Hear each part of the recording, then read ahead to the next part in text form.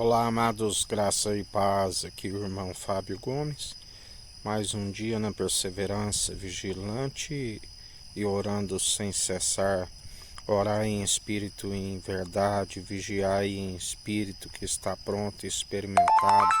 Aquele que não tosqueneja, aquele que nos guarda, aquele que nos ensina a perseverança, aquele que o espírito é sempre de ousadia, de intrepidez, poder e equilíbrio, aqueles que falam segundo pelo seu espírito, aonde é sempre palavra de ousadia, palavra de verdade, aonde aquele que ouve a verdade os liberta, a verdade os mantém perseverantes.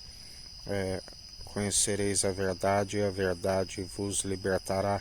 Jesus disse: Eu sou o caminho, a verdade e a vida. Sou a vida com abundância, a ressurreição do último dia. Todo aquele que o Pai me der, recebendo o batismo com Espírito e com fogo, em meu nome nenhum de vós se perderá.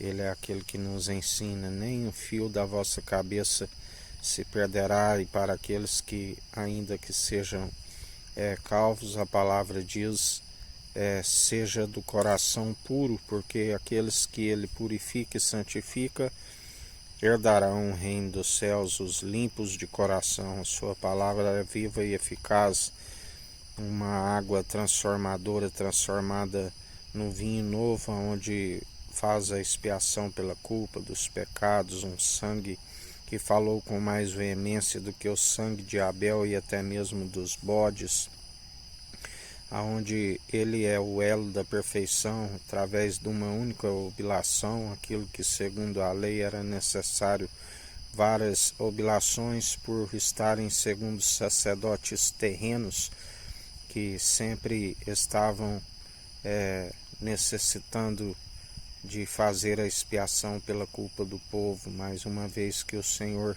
derramou o seu sangue carmesim, assim mais alvo que a neve, aqueles que são santificados e purificados por meio do seu Espírito, que é pronto e experimentado em toda boa obra, assim como para nos instruir, para não retroceder segundo a sujeira, mas que aqueles que o rejeitam, se não forem perseverantes, iriam sujar-se mais ainda enquanto há tempo, onde a palavra diz: sejais firmes e constantes, porque